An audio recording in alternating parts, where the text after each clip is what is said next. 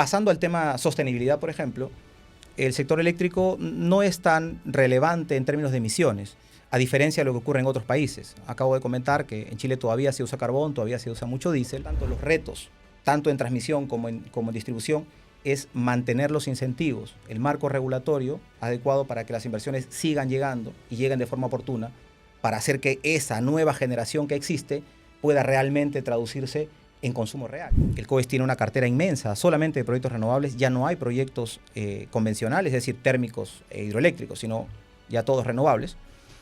Y esto, por supuesto, pone en jaque al sistema en términos de seguridad.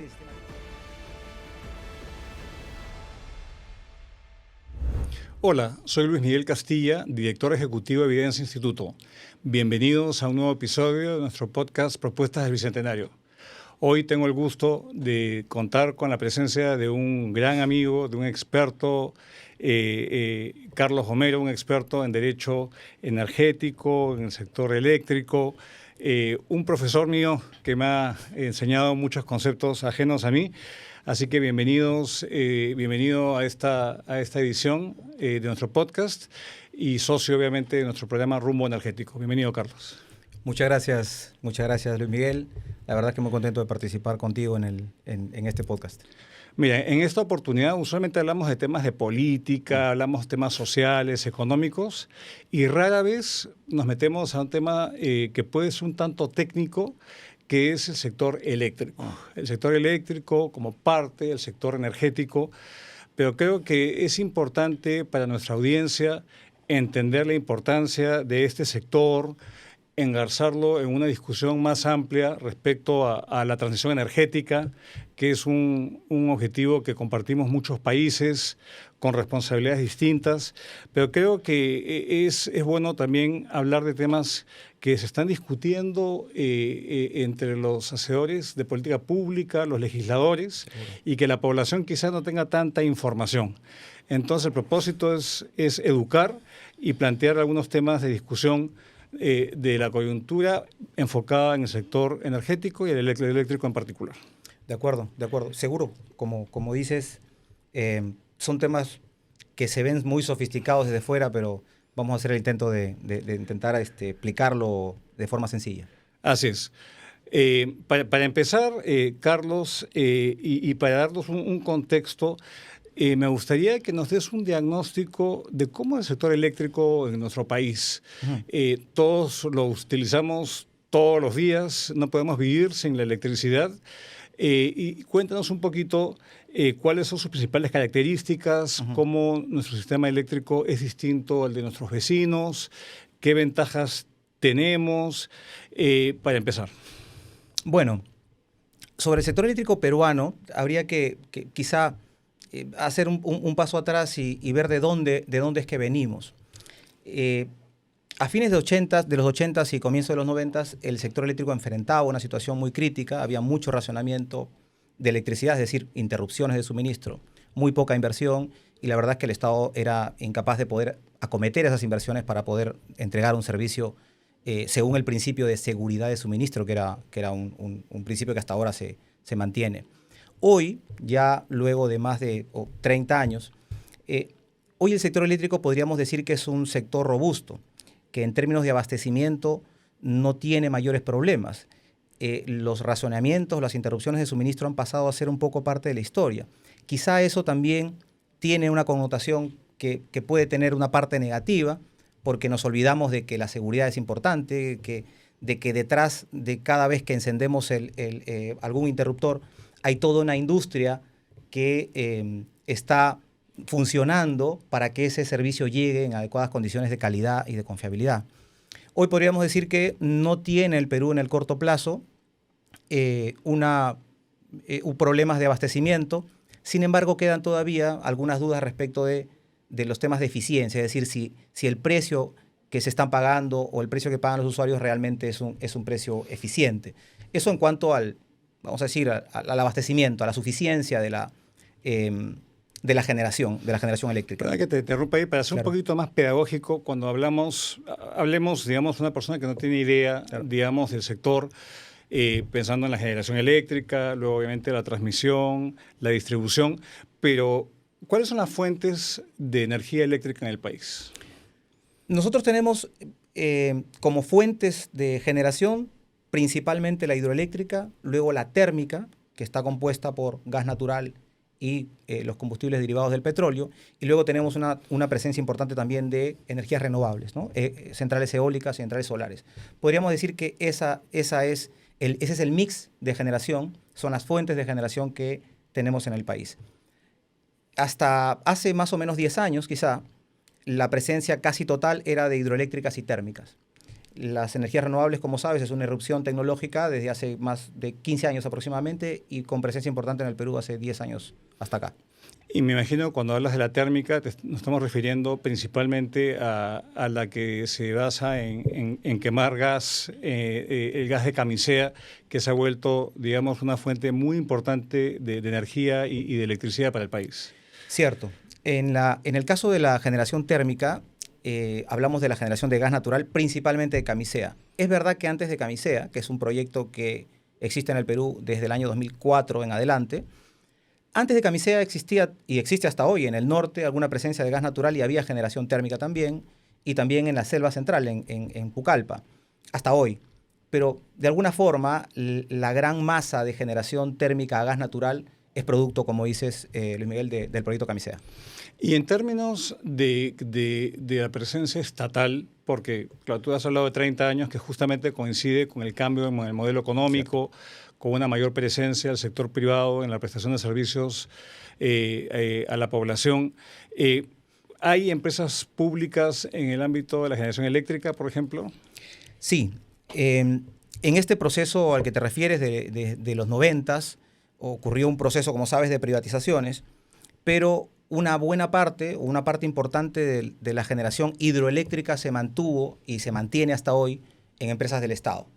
Y ahí todavía, por esta situación, tenemos todavía presencia de empresas públicas como Electroperú, EGASA en Arequipa, Sangabán en Puno, EGEMSA en el Cusco. Una buena parte de sus activos son activos hidroeléctricos. Yo recuerdo, un poco haciendo historia, es que todo gobierno tiene hitos complejos de oposición a la privatización, y yo recuerdo en Arequipa cuando se intentó privatizar empresas públicas del sector, y eso de alguna forma frenó el ímpetu privatizador de aquella época. Y de forma definitiva, por lo menos de acuerdo con lo que ha pasado hasta hoy, ¿no? Fue el último intento importante de hacer un proceso de privatización que, por supuesto, fracasó, y luego no han habido nuevos intentos de ese tipo. Y siguiendo en el tema de generación, ¿cuánto es privado, cuánto es público? Lo público hoy es 13%, es 15%, se acerca al 15%, el resto es privado en generación eléctrica. Ya. Y en términos de la participación, tú dices principalmente es hidro y térmica. La creciente participación de las renovables no convencionales ha venido irrumpiendo, digamos, en la discusión pública.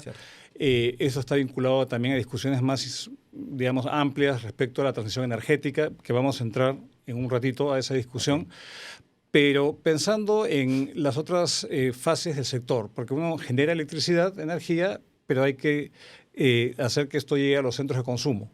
Cuéntame un poquito la transmisión y la distribución. Esto que dices es fundamental. Como todo proceso de suministro o de entrega de un producto hasta el mercado, tiene esta fase, la fase en la que se produce o en la que se genera el producto o servicio, la fase en la que se transporta y la fase en la que llega al usuario final.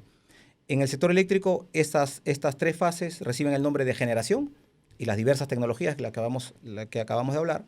Luego la transmisión, que es el traslado de esa energía así generada hasta los centros de consumo a grandes distancias y a grandes voltajes, digamos, las grandes carreteras, por así decirlo, eléctricas. Y luego tenemos la presencia de la distribución. En la distribución ya hablamos del transporte de la energía a menores distancias y a menores voltajes a través de una gran red que hace que la energía llegue hasta la puerta de las casas, hasta efectivamente los artefactos mismos que usa la gente para consumir, o cualquier tipo de industria o lo que fuera. Entonces, existen esas tres etapas.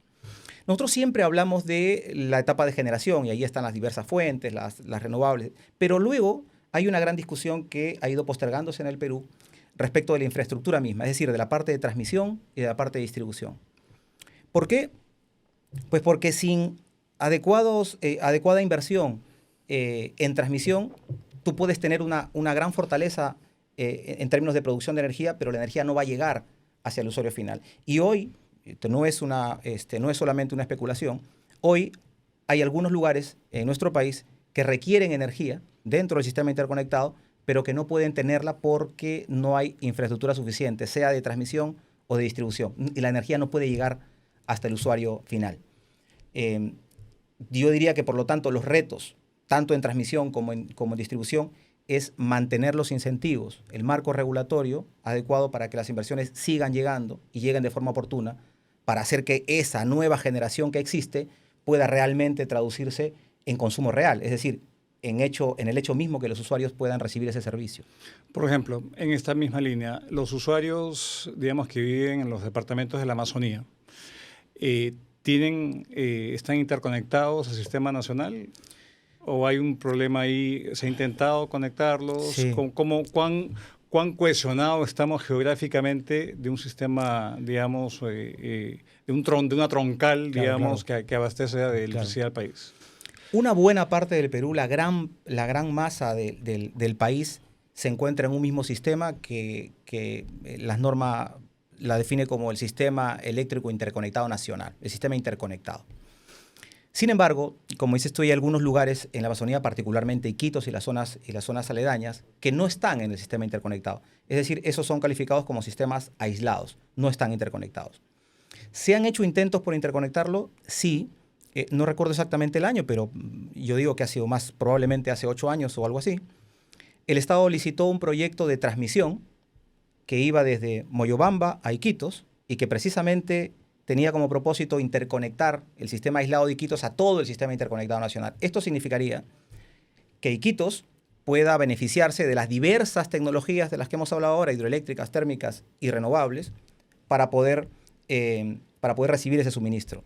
A la fecha, como eso no es posible, ese proyecto se frustró por cuestiones asociadas, entiendo yo, al propio sponsor del proyecto.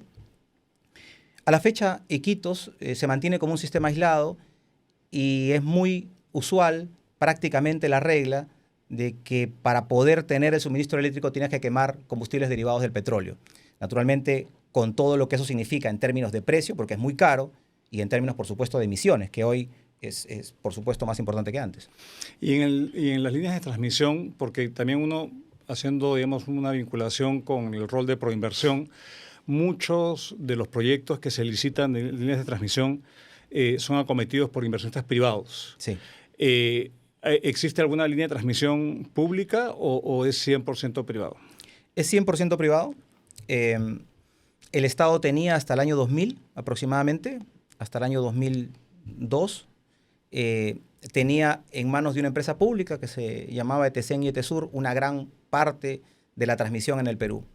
Se entregó en concesión ese paquete y desde ese entonces el Estado no tiene ninguna participación ya en el negocio de la transmisión. La tiene este concesionario, que es ISARREP, y luego las otras líneas de transmisión que se han venido instalando en el país para poder sostener el crecimiento de la demanda, todas son privadas. Y entrando antes de hablar de temas regulatorios y normativos, la fase de distribución. ¿Cómo es la distribución? Y acá atado a también cambios en la composición de los inversionistas que operan en el país. Para nadie es secreto que la inversión china se ha centrado en este sector. Entonces, cuéntanos un poquito de la distribución y cuéntanos un poco de la presencia de capitales extranjeros en el país en los tres eslabones de la cadena. De acuerdo. En distribución tenemos una figura mixta, parecida a la de generación, en la que hay presencia tanto de inversionistas privados como de empresas del Estado. En distribución, Lima está dividido en 2 compañías y está en manos de inversionistas privados. Ica también, con la compañía Electrodunas. El resto del país, para ponerlo así, todavía está con concesionarios de empresas estatales, por ejemplo, Hidrandina en el norte medio y luego Enosa, Electronoroeste y en el sur, Electrosureste en Cusco, Electropuno en Puno. Que son parte de FONAFE, me imagino. Que son parte de FONAFE, correcto. Todas estas empresas dependen del holding FONAFE, pero para decir primero que el Estado tiene una presencia muy importante en distribución. Sí es verdad que no se ve porque, como digo, en Lima sí los dos inversionistas que tienen son inversionistas privados, que son capitales chinos, pero el resto del país todavía tiene mucha presencia del Estado. Eso, digamos, puede ser un primer punto. Un segundo punto es que, desde mi punto de vista, desde el lado regulatorio, la distribución ha sido probablemente el segmento más abandonado en términos de reforma. ¿Por qué? Yo lo que creo es que porque se han ido atendiendo urgencias en el camino. No creo que esto haya sido deliberado como para dejarlo desatendido. Creo que las urgencias regulatorias han venido primero por el lado de la generación, luego por la transmisión y ha sido mucho más sensible. Por lo tanto, hubo importantes reformas desde los 90 hasta hoy en generación y hasta ahora último. En transmisión también, pero en distribución, el mismo modelo regulatorio de los 90, que ya, digamos, a nivel internacional está superado, todavía lo mantenemos. Entonces, todavía hay mucho por trabajar desde el lado regulatorio en ese tema. Ahora, yendo a tu pregunta final, o la pregunta última asociada con los inversionistas mismos.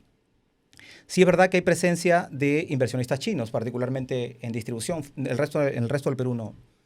Sin embargo, hay que decir que la distribución tiene una presencia muy fuerte. Es la presencia más fuerte de los tres segmentos del regulador. El regulador tiene una presencia muy importante. El regulador es el que define el precio que pagan los usuarios por estas... Cuando te refieres al regulador es Ocinermin. Correcto.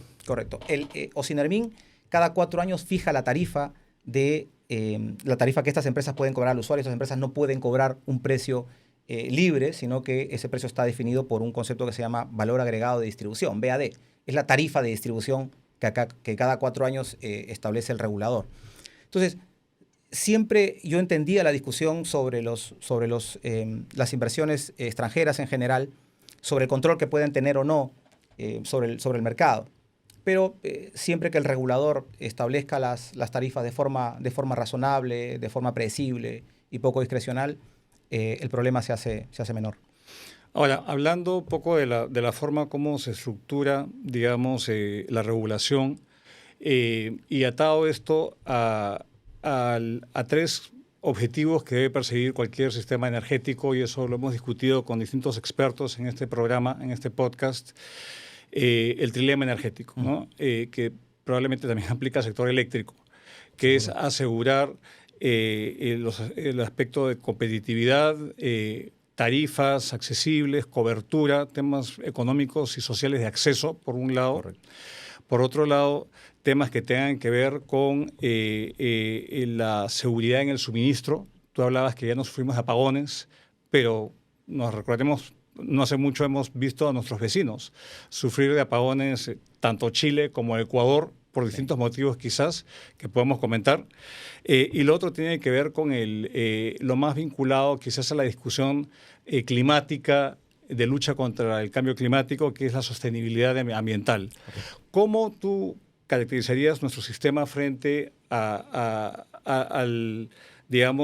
la necesidad de conciliar y balancear los 3 objetivos y de cara a la discusión internacional en la cual el Perú está inmerso, de tener una transición energética que nos permita reducir la dependencia de energéticos que son contaminantes y así contribuir a la reducción del cambio climático? Interesante.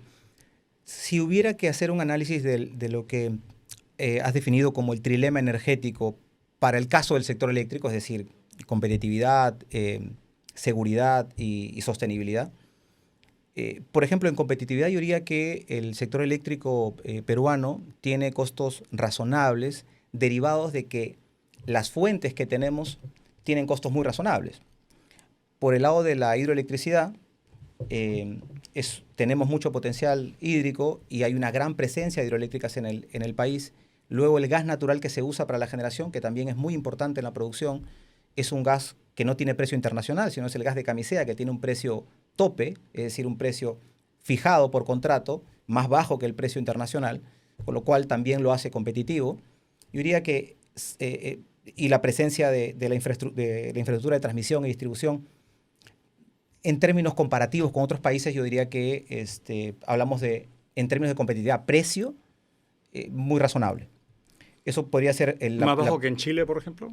Es más bajo que en Chile, efectivamente. Es más bajo que en Chile. En Chile las fuentes de generación son más costosas, todavía usan carbón, todavía usan diésel de forma más recurrente que en el caso peruano, y por lo tanto esos costos de generación se terminan trasladando a la tarifa final del usuario.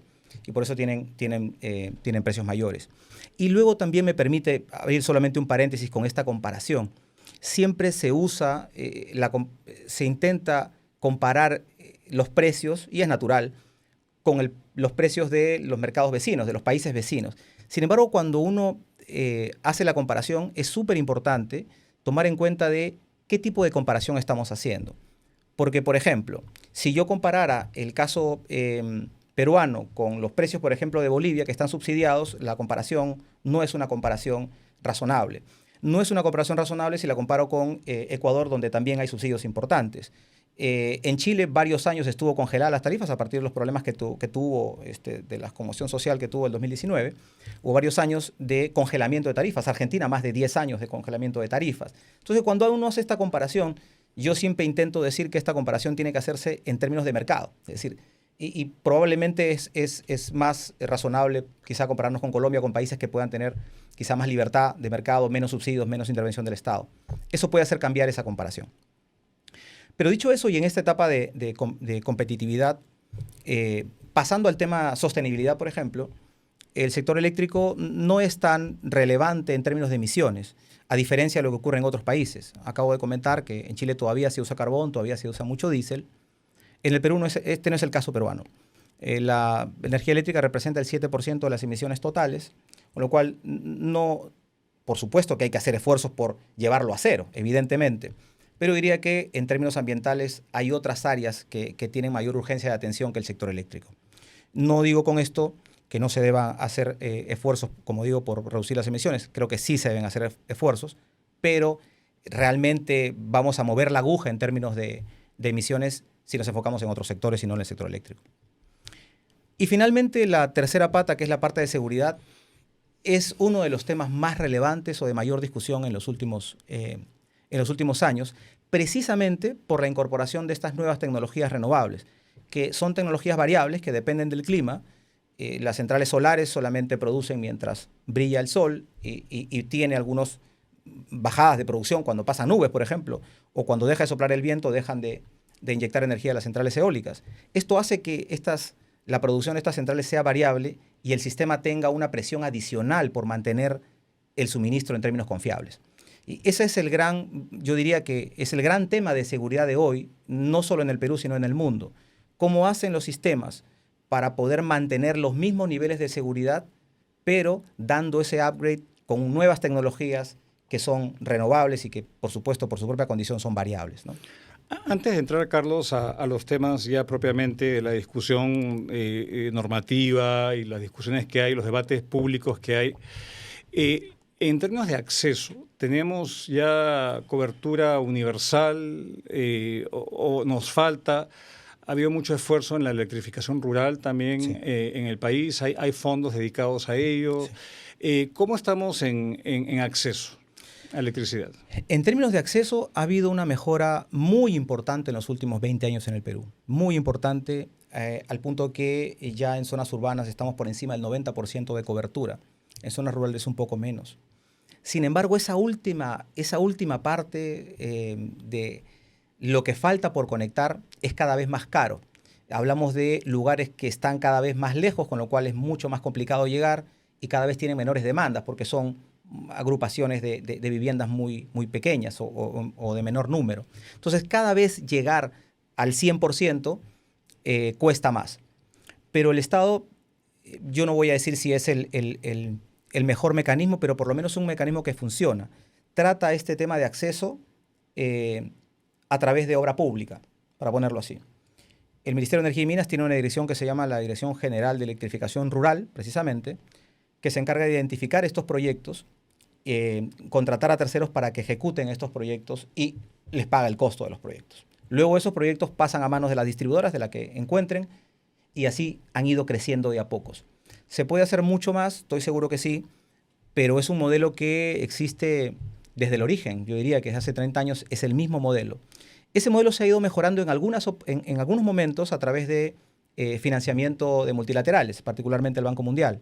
El Banco Mundial ha participado con algunos proyectos. En algún momento hubo un proyecto que se llamaba FONER, y hoy entiendo que también el Banco Mundial financia algunos de estos proyectos. Pero ese es el reto. Como digo, cada vez se va a hacer más difícil llegar hasta el último usuario, pero bueno, ese es el reto, ¿no? Ahora, adelantando un poco la discusión a los temas de hoy en día, ¿no? Hoy en día hay una conciencia mucho más fuerte respecto a la sostenibilidad, respecto a reducir la huella, digamos, de carbono que tenemos. Tú ya lo has dicho, los responsables de las emisiones no es necesariamente en el sistema eléctrico, pero mucha de la discusión está centrada en el sector eléctrico. No se habla mucho de los esfuerzos de tener políticas públicas para lidiar con la deforestación, por ejemplo, que es uno de los principales responsables de las emisiones de gases de efecto invernadero. Correcto. Pero si tú tuvieras, antes de entrar a esta discusión que tiene su correlato en leyes que han venido dándose, reglamentos de estas leyes un tanto controversiales, si tú tuvieras que hacer un análisis FODA, de fortalezas, oportunidades, debilidades y amenazas del sector, ¿cuál dirías tú que son las principales fortalezas de nuestro sistema eléctrico y las damos en cada uno de los aspectos muy puntualmente y ideas nada más sin mucho desarrollo para centrarnos en la discusión pública? Claro, claro. Bueno, pensándolo así también muy rápido, yo diría que la principal fortaleza del sector eléctrico es que ha entregado a partir de una regulación, de un cambio regulatorio importante, ciertas prestaciones o ciertas contraprestaciones al país. Se hizo un modelo y este modelo funcionó. Y este modelo ha traído muchas inversiones y, por supuesto, hoy el abastecimiento no es un problema. Yo diría que la fortaleza más importante es esa, es que nosotros no tenemos como país que preocuparnos que efectivamente se incorpore o no una nueva central en el sistema, porque de lo contrario hay una ciudad que se apaga o tenemos interrupciones constantes. Yo diría que esa es la fortaleza más importante del sector eléctrico. La debilidad es una cosa que ha ido apareciendo con los años. Me parece que el tema institucional es un tema que yo pondría como una debilidad. Creo que es un trabajo todavía por... ¿A qué te refieres específicamente con el tema institucional, para entender? Me refiero a que originalmente el sistema estaba definido de acuerdo a roles. El Ministerio de Energía y Minas establecía la política del sector y el órgano normativo. El órgano regulador, o SENARMIN, era precisamente el órgano que supervisaba y fijaba las tarifas. En el tiempo han ido intermezclándose estas funciones y el regulador a veces tiene injerencia o mucha injerencia en el ámbito normativo, en el ámbito de hacer política. Y por supuesto esto le agrega una impredictibilidad o le agrega una discrecionalidad fuerte que puede tener un impacto en términos de inversiones. Yo diría que eso es algo que deberíamos cuidar. Probablemente nos hemos ido debilitando en términos institucionales, a eso me refería. Luego, la amenaza, me parece que la amenaza del sistema eléctrico puede ser el hecho de tener mecanismos que puedan soportar esa gran presencia o esa nueva presencia de las energías renovables en el sistema. Yo creo que eso también es un tema fundamental. Es un hecho que las siguientes inversiones van a ser renovables. Creo que ya no hay duda de ello. El COES tiene una cartera inmensa solamente de proyectos renovables. Ya no hay proyectos convencionales, es decir, térmicos e hidroeléctricos, sino ya todos renovables. Y esto, por supuesto, pone en jaque al sistema en términos de seguridad y el sistema tiene que poder soportar esa amenaza. Que por supuesto es una externalidad, por así decirlo, es una externalidad negativa de la incorporación de renovables. Tiene su lado positivo, pero por supuesto también tiene un lado negativo que puede terminar afectando la seguridad. Y para esto hay algunos mecanismos. No somos los primeros que estamos incorporando renovables. Ya hay experiencias positivas de lo que llamamos servicios complementarios, servicios adicionales para poder proveer seguridad al sistema, pero tiene un costo. Entonces yo diría que esa puede ser, y no sé qué me faltó. no sé qué, cuál es la que me faltó. Oportunidad. Y la oportunidad, creo que todavía existe mucha oportunidad para poder dar más espacio a que los privados puedan desarrollar las actividades en el sector. También, en origen, había una confianza muy fuerte en los privados y que más bien el Estado era el que daba incentivos o castigos, pero que no estaba en el mercado. Pero cada vez el Estado, a partir de normas nuevas, ha comenzado a tomar mayor presencia en el. Yo creo que una oportunidad de mejora puede ir por el lado regulatorio en ese sentido. Uh-huh. Ahora, nosotros en el país somos muy proclives a modas. Y obviamente, con todo respeto a mis amigos ambientalistas y propulsores de las RERs, las energías renovables no convencionales, ha habido toda una discusión, digamos, que si uno está en contra de las RERs es antiambientalista, no tiene conciencia, y la verdad es que me parece muy limitado digamos, esa división blanco y negro, porque tenemos nuevamente que tener competitividad, tenemos que tener obviamente conciencia de la sostenibilidad y, como tú bien dices, seguridad. Pero hay como una moda de aumentar la participación de las energías renovables no convencionales. Sí.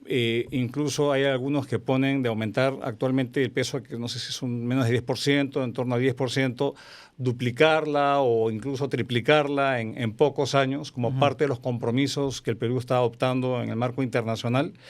Y a raíz de esto ha habido cambios en las leyes que se han discutido. De hecho, tú y yo hemos participado en discusiones en el Congreso, en la Comisión de Energía y Minas, y hay, digamos, una ley que se publicó el año pasado tras un largo debate, una ley que su nombre puede que sea un poco digamos, engañoso, porque dice Ley para asegurar el desarrollo eficiente de la generación eléctrica, para garantizar un abastecimiento eléctrico seguro y eficiente y promover la diversificación de la matriz energética del país a través de distintos alcances de la generación RER. Esta es una ley que quiero que nos cuentes en qué consiste. Se habla de diversificación, no solamente para tener, digamos, distintas fuentes, sino también para reducir, digamos, los precios y las tarifas que pagan los consumidores en el mercado regulado. Y esto porque hay ahorita una discusión respecto al reglamento de esa ley, pero antes de entrar a esa discusión, cuéntame cuál era el espíritu de esa ley. ¿Qué pretendía hacer? ¿Valía la pena, digamos, cambiar el marco jurídico para actualizarlo? ¿O cuál fue el móvil que originó esa discusión que ya lleva pues, ya más de 2 años o 3 años, digamos, en el ambiente del sector? Claro. Bueno, primero me gustaría comenzar sobre esto que había señalado somos muy proclives a las modas, ¿no? Yo creo que de alguna manera esta preocupación por el medio ambiente, preocupación legítima, noble por el medio ambiente, en algún momento se adoptaron unas políticas en el Perú a la luz de lo que pasa en el mundo, sin tomar en cuenta que nuestra situación, por lo menos hablo del caso del sector eléctrico, es completamente distinta al del mundo. Entonces, de alguna forma se importaron estas políticas, estas reglas, estas recomendaciones, y comenzaron a hacerse políticas a partir de ello. Y yo creo que ese es un punto de partida que ya desde el saque, digamos, desde el origen, no venían correctamente alineadas con lo que es el sector eléctrico en el Perú o las condiciones del sector eléctrico en el Perú. Efectivamente, una de estas medidas es la ley a la que has comentado, la ley 32249, que se aprobó a inicios de este año. En un origen, la ley se promovió para fomentar la energía renovable y también que esto tenga un impacto en menores emisiones de gases de efecto invernadero. Con el tiempo, el objeto de la ley fue migrando y ya no se hablaba solamente, o ya no se hablaba del tema ambiental, y más bien se decía que el objeto de la norma es reducir tarifas, para ponerlo de forma muy, muy directa. Sin embargo, yo no estuve de acuerdo con esta norma porque la creían necesaria.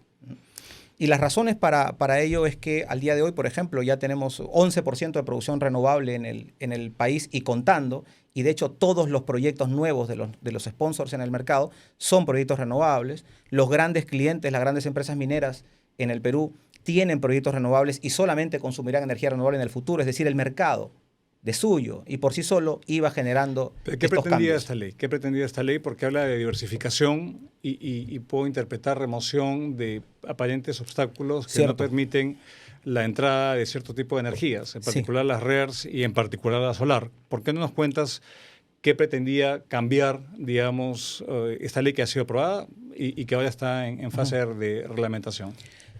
Hay una regla en el sector eléctrico que señala que las empresas generadoras no pueden vender energía en contratos si no cuentan con un concepto que la regulación le llama potencia firme. Potencia firme es un concepto asociado a la seguridad. La potencia firme es la potencia que puede entregar la central con altos grados de seguridad. Esos altos grados de seguridad los define la propia normativa, pero la idea es que la central sea suficientemente segura para poder abastecer de energía al mercado. Nadie puede comprometerse, esta es la idea de la ley original, nadie puede comprometerse en un contrato que le va a entregar energía a un tercero cuando esta central no tiene potencia firme. Uno de los problemas que tenía la regulación en el Perú es que la potencia firme se mide en las horas punta, es decir, las horas de máximo consumo, en la noche, para ponerlo así. Y las empresas, las centrales de tecnología solar no tienen esa posibilidad porque claramente a las 5 o 6 de la tarde ya no pueden producir. Entonces no tienen potencia firme o tienen una potencia firme cercana a cero.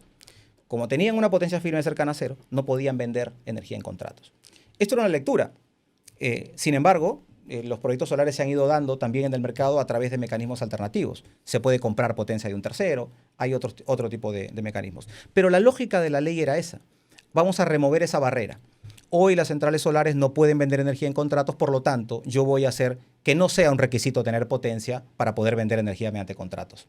Y así lo ha hecho. De hecho, uno de los aportes más importantes de esta ley es que ya no es un requisito, por lo menos para vender la energía a las distribuidoras para el mercado de clientes pequeños, los clientes residenciales, ya no será requisito tener potencia firme. Las centrales solares podrán vender solo energía, ya no potencia. ¿Y eso no las hace más vulnerables digamos, a variabilidad en el suministro, si es que son energías intermitentes por definición? Sí. Es más, si uno se preguntara por qué en el mercado, antes de dar esta aplicación, en el mercado eléctrico hay dos grandes submercados, ¿no? Uno es el mercado de los clientes libres, los clientes grandes, las grandes industrias, las empresas mineras, y otro es el mercado regulado que llamamos de los clientes residenciales menores, como nosotros en las casas. Este mercado original, el primero que había señalado, del mercado libre, por su propio nombre, es enteramente libre. Cualquier tipo de acuerdo se puede hacer en este mercado. Al punto de que las empresas industriales, las empresas mineras pueden comprar energía solar, la que quieran. Sin embargo, no ha pasado. No ha pasado porque ven precisamente lo que acabas de señalar, que no... Las empresas lo que quieren tener, el usuario lo que quiere tener es el suministro las 24 horas.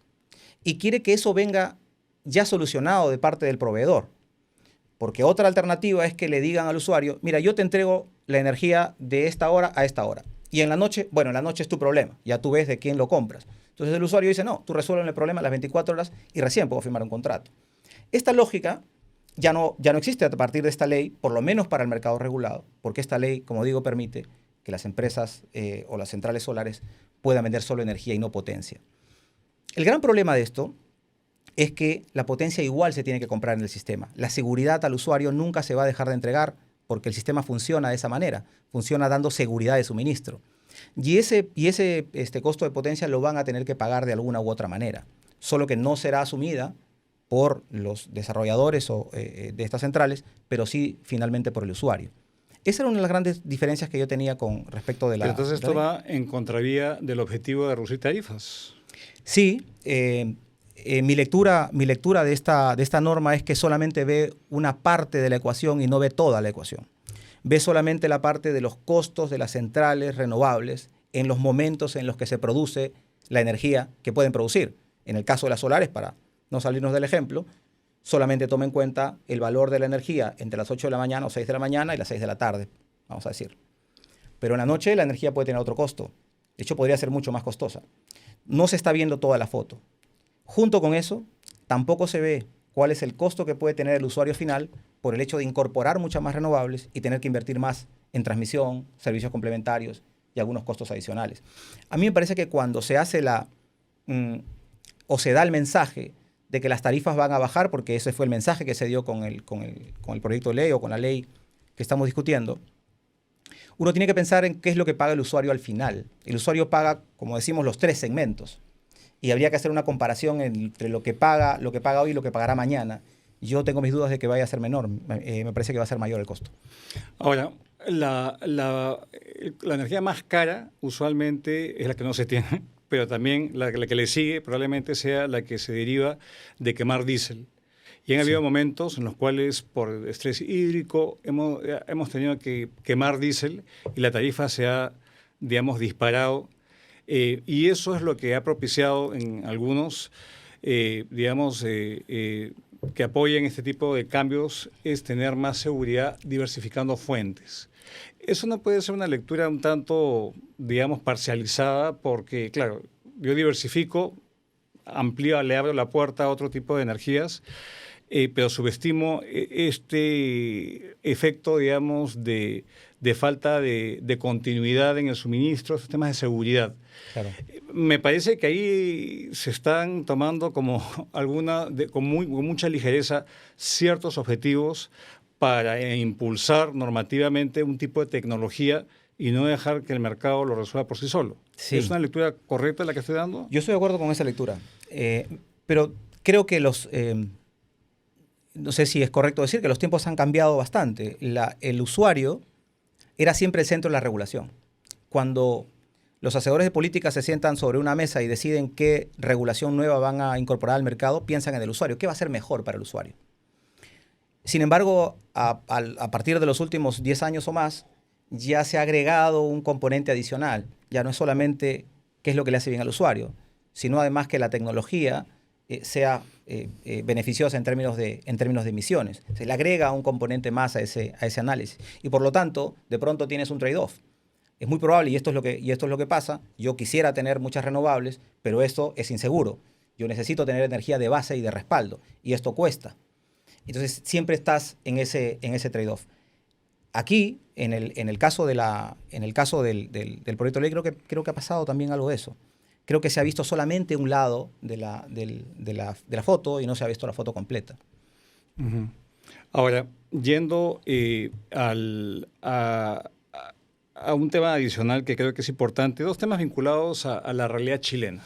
Porque en Chile se nos dijo en el Congreso de que en Chile tienen esta política de bloques horarios y han separado la potencia de la energía y no ha pasado nada, pero acto seguido hubo un apagón muy importante en Chile que tiene una altísima dependencia de energías RER en su matriz eléctrica y eso tuvo costos económicos muy, muy grandes, una realidad geográfica distinta, pero ¿cómo conciliar, digamos, utilizar a Chile como un ejemplo de algo que hacer, pero por otro lado vemos el ejemplo de los riesgos de concentrarse de manera desmedida en un tipo de energía intermitente? Claro. Nosotros solemos mirarnos mucho en el espejo chileno porque la regulación peruana se hizo bajo la influencia de la regulación chilena. Digamos, una copia de la regulación chilena. Y por eso es que muchos de los fenómenos que pasan originalmente en Chile terminan rebotando aquí algunos años después. La verdad es que los 2 mercados funcionan relativamente, en términos regulatorios, son muy similares. En el caso, ¿cómo puede compatibilizar una cosa con la otra? En Chile tienen una condición diferente. Chile tiene un fuerte porcentaje, más o menos 35-40% de energía renovable en la parte norte de Chile. Y luego tiene la gran masa de consumo que está en el centro de Chile y en el sur. Entonces tiene que constantemente llevar la energía del norte hacia el sur. Y las líneas de transmisión no son suficientes, no son suficientes para poder llevar toda esa energía. Con lo cual tienen que despacharse de otras centrales, tienen que usarse otras centrales. Y se comienzan a usar centrales de carbón y centrales de diésel. sorprendentemente, a pesar de del gran impacto que tiene o de la gran presencia que tienen las renovables, en Chile, el nivel de emisiones no ha sido significativamente menor en el caso del sector eléctrico, porque todavía tienen esa presencia, ¿no? El caso peruano es diferente. En el caso peruano, yo diría que lo que habría que tomar más en cuenta es que el mercado mismo se va dando sus propios incentivos. El mercado ya se estaba transformando. Ya había mucha presencia de renovables. Los proyectos todos, insisto, ya son renovables. Es decir, me parece que hoy hablar de un impulso a las renovables o de un sobreimpulso a las renovables no tiene mayor utilidad, porque ya de suyo están dándose esas inversiones todos los días. Este año ya se inauguraron dos centrales más y el próximo año lo propio. Entonces no era necesario. Ese deseo por sobreimpulsar una determinada tecnología creo que tiene detrás una connotación que es más, quizá volviendo al tema, asociado a la moda, estar un poco a la vanguardia de sobrefomentar energías renovables cuando realmente ya están ocurriendo, ya se están poniendo en operación en el Perú. Ahora, vinculado a esta discusión está el reglamento que fue prepublicado, se recogieron, digamos, comentarios. El Ministerio de Energía y Minas todavía no ha publicado la versión final de un decreto supremo, pero yo he escuchado, digamos, tus alertas y tus preocupaciones respecto al proyecto de reglamento, donde pareciera que el reglamento está yendo por encima del espíritu de la propia ley. Sí. Y hay como una tensión hacia cambiar nuestro sistema regulatorio y darle quizás un peso mayor al Estado del que sería deseable. ¿Cuáles son tus principales reparos respecto a este reglamento? Yo los resumiría en tres temas, por quedarme solamente con tres. O por ahí me puedo, de repente me extiendo y alguno más. Pero en origen, la ley o el reglamento en varios aspectos se extralimita la ley, porque como tú habías señalado, originalmente este proyecto de ley ya tuvo como una discusión de más de 2 años. Entonces, en el camino se presentó un proyecto de ley y luego este proyecto ha ido adecuándose a partir de las opiniones de los interesados, de los agentes, de las autoridades, en estas discusiones que ocurrieron en el Congreso de la República. Y lo que finalmente terminó saliendo es la ley 32249 con algunas modificaciones. No es la versión original que se presentó, sino con algunas modificaciones. Sin embargo, lo que yo veo, en líneas generales, es que el reglamento pareciera que fuera un reglamento más bien del proyecto de ley original y no del proyecto de ley aprobado o de la ley aprobada. En líneas generales, ¿dónde específicamente encuentro estas diferencias? Número uno, en el tema de los bloques horarios. ¿Qué son los bloques horarios? Esta ley trata de regular cómo se van a hacer la compra de energía de las distribuidoras para atender al mercado regulado. Las distribuidoras cada cierto tiempo hacen licitaciones, compran energía de los generadores para poder abastecer a sus clientes. En esas licitaciones se les permite a los distribuidores poder adjudicar esa energía por bloques horarios, es decir, por determinados bloques del día, no por las 24 horas, sino por determinados bloques del día. El punto es que la ley establece que cuando se adjudica una oferta tiene que ser la que en promedio de precio sea la menor de las 24 horas, porque al final del día ese precio es el que le terminas trasladando al usuario. El usuario deberá tener la seguridad de que ese precio en la licitación tendrá que ser el menor precio posible. Y el menor precio posible en beneficio del usuario es el que toma en cuenta las 24 horas, no solo el bloque horario. Y en Chile pasó lo mismo. Originalmente las licitaciones se hicieron por bloque horario, pero hoy las licitaciones en Chile son por las 24 horas, precisamente para garantizar que la energía que uno le traslade, o el costo de la energía que le traslade uno al usuario, sea el menor costo posible.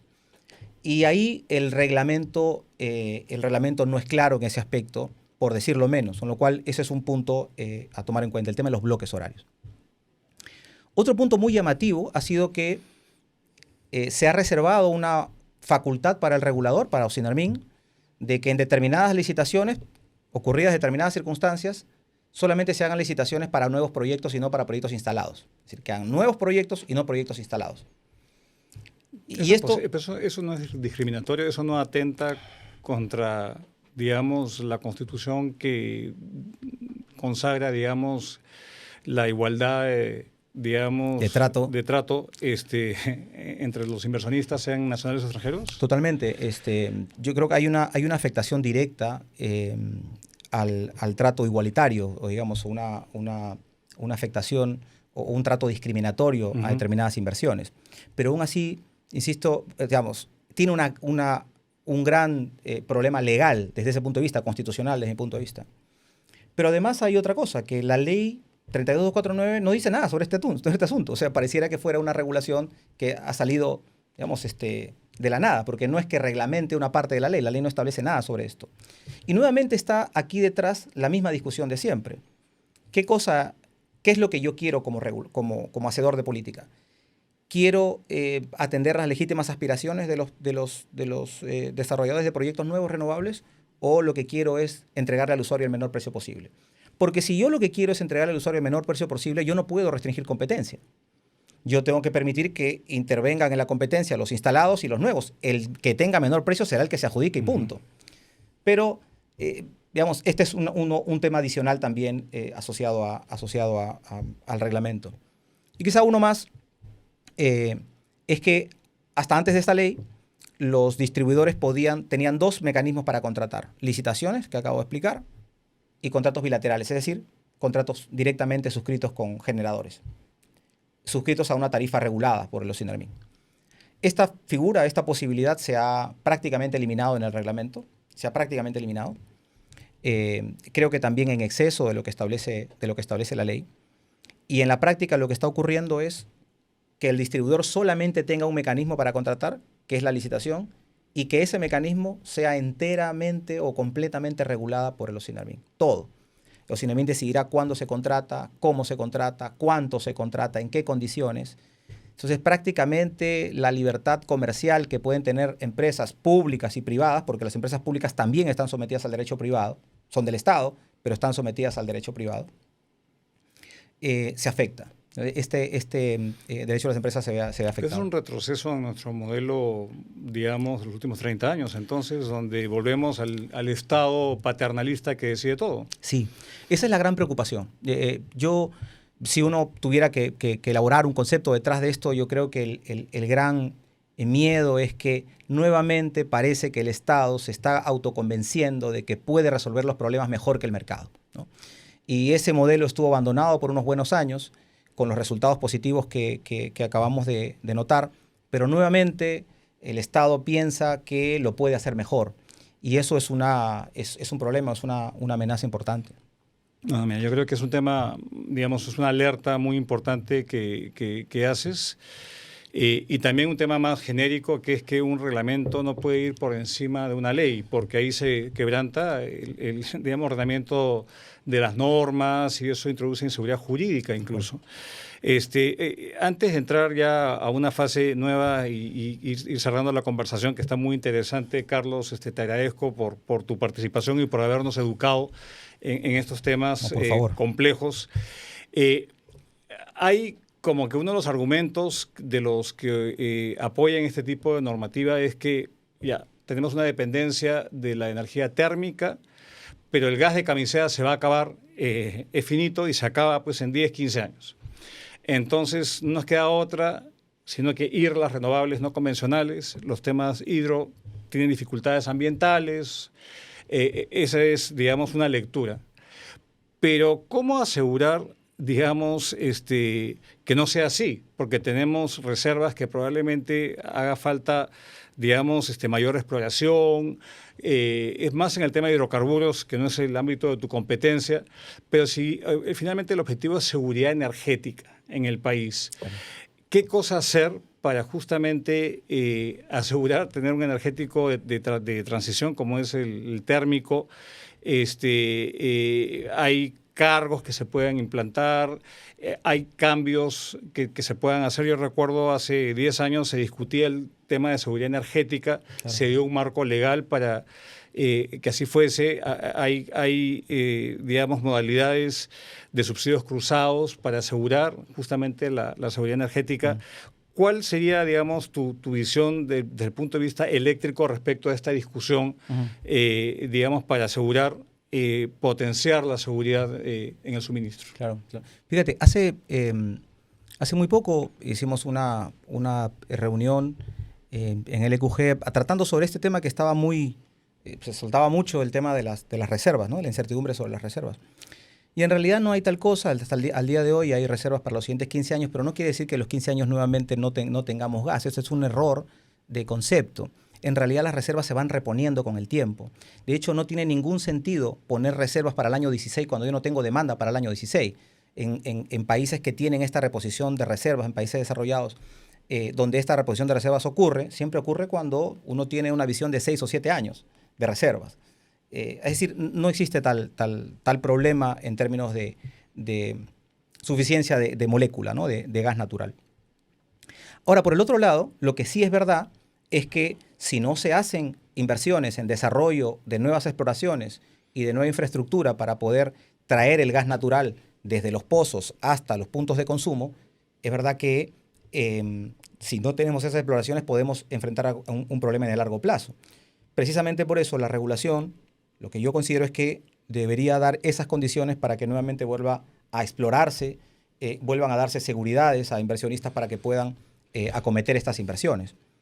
El problema es que, por supuesto, siempre hay intereses en juego. Por un lado se requiere dar seguridades de inversión, pero por otro lado el consumo es variable. El consumo de cada cliente es el consumo que pueda tener. En particular, del caso del sector eléctrico, las centrales térmicas despachan según lo que le diga el COES. Entonces pueden tener un despacho variable. Sin embargo, esto fue zanjado. Como habías comentado, la ley 29970, la ley de seguridad energética, ya estableció la posibilidad de poder incorporar de alguna forma conceptos como si fueran de seguro. Finalmente, la seguridad del sistema tiene un costo y este costo es en beneficio del usuario y por lo tanto el usuario paga como una especie de seguro para poder tener siempre gas natural y no tener nunca que hacer uso del diésel. Porque cuando usamos el diésel, como bien había señalado, los precios inmediatamente suben y suben de manera significativa. Entonces, el reto del sector eléctrico es evitar el diésel.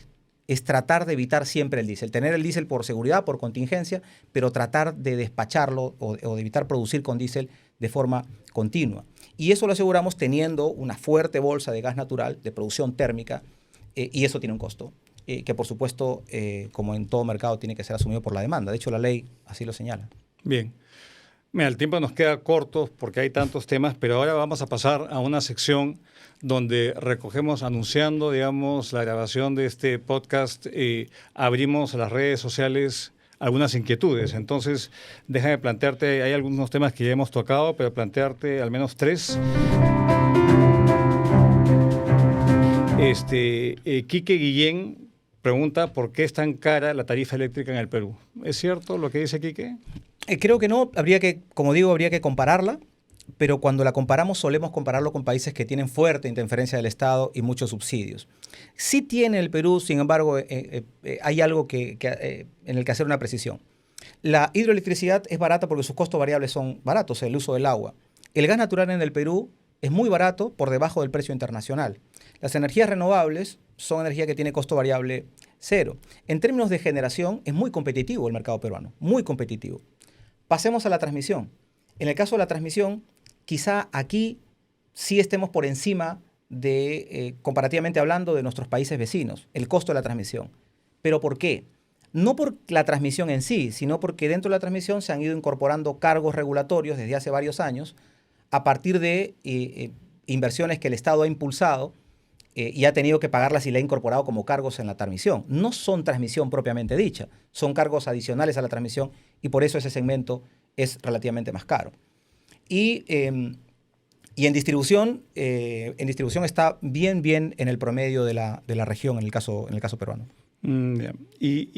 Bueno, ya hemos hablado de varias preguntas respecto a la ley 32249, pero hay una, digamos, también lo has dicho, pero para responderle a Tecnicentro Jimmy, pregunta, ¿cuántas plantas hidroeléctricas se va a construir en el Perú en los próximos 10 años? Ni una sola, porque la tendencia es usar combustibles fósiles para generar electricidad mediante plantas termoeléctricas. A ver, yo replantearía la pregunta es, ¿por qué es tan difícil generar energía hidroeléctrica en el país? Porque han devenido en costosas. Son más costosas que la energía renovable no convencional. Y esto también es una realidad. La tecnología renovable no convencional es más barata que sus competidoras y por lo tanto esa es la razón por la cual se incorporan más y ahora son más eficientes.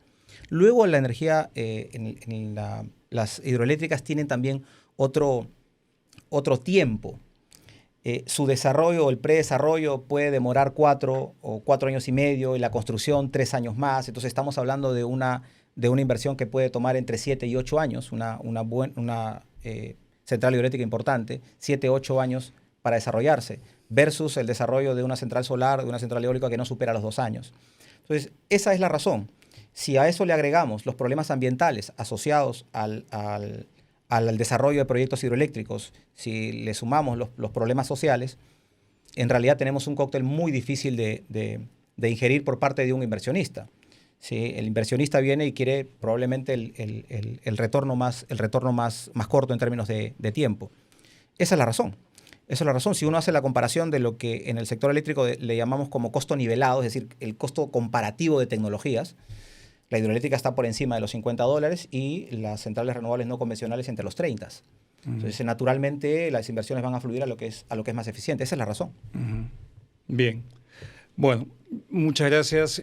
Ahora vamos a pasar a un tema totalmente distinto para que nuestro público conozca al Carlos Homero, ciudadano, digamos, no experto en temas eléctricos. Preguntas rápidas para respuestas cortas al punto. Si pudieras convencer a todo el Perú de leer un libro, ¿cuál sería? No tiene que ser de electricidad, por supuesto, ¿no? No, definitivamente no. Si fuera solo uno, no recomendaría un libro de electricidad. Me gustaría recomendar el libro de Economía en una lección de Henry Hazlitt. Yo recomendaría ese libro. Bien.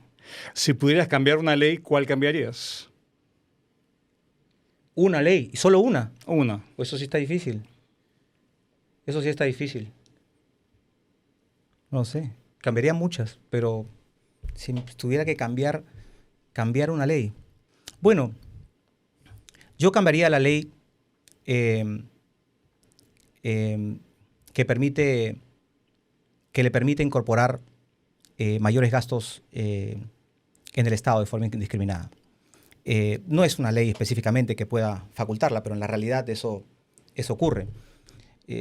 Me gustaría más bien que haya una ley que pueda regular en qué casos específicamente se puede crear más gasto de parte del Estado. Creo que el Estado está creciendo mucho más de lo que se espera. Bueno, la ley de presupuesto se llama eso.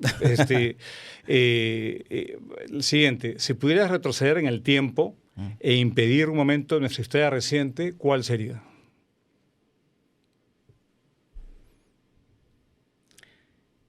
De la historia reciente, impediría la salida de PPK, políticamente. Sí. Bien. Compártenos una opinión impopular, algo en la que la mayoría de los peruanos parece estar de acuerdo, pero tú no. No sé si ya lo he dicho de alguna manera, pero yo creo que es muy popular la creencia de que el Estado puede hacer mejor las cosas que el mercado. Creo que el mercado, con sus resultados imperfectos, siempre es mejor que el Estado. Y eso no es muy popular y creo que una buena parte de la población lo cree. Un buen mensaje para los ciudadanos que nos preparamos a elegir candidato presidencial en breve. Bueno, hemos tenido una conversación muy interesante, extensa, en detalle, con Carlos Homero, gran amigo experto en derecho energético, un referente. Palabras finales de cierre tuyas, Carlos. Bueno, nada, muchísimas gracias, Luis Miguel. Gracias por la invitación. La verdad es que he estado muy a gusto y espero que nos sigamos viendo para seguir discutiendo estos temas que tanto te interesan también a ti. Así es. Nosotros tenemos el plan Rumbo Energético, programa Rumbo Energético, que la idea es una transición energética a la peruana, sin importar moda, sino poniendo en valor nuestros activos naturales y obviamente logrando un equilibrio entre la sostenibilidad, la competitividad y obviamente la seguridad en el suministro, que ha sido un tema recurrente de esta conversación. ¿Qué mensaje,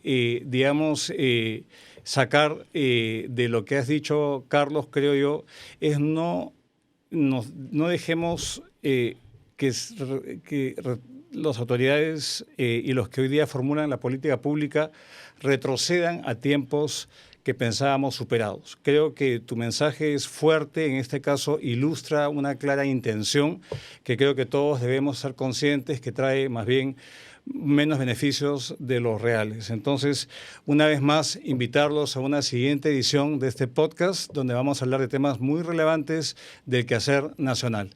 Hasta la próxima. Muchas gracias.